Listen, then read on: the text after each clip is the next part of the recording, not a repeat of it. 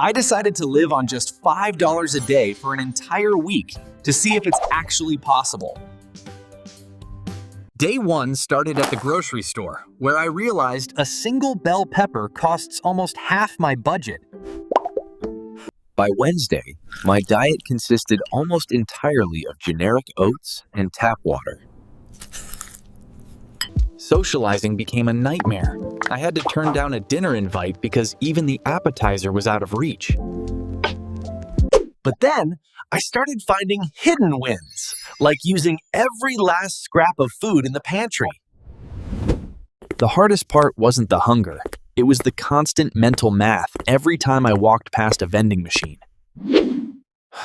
By the final day, I had exactly 42 cents left in my pocket.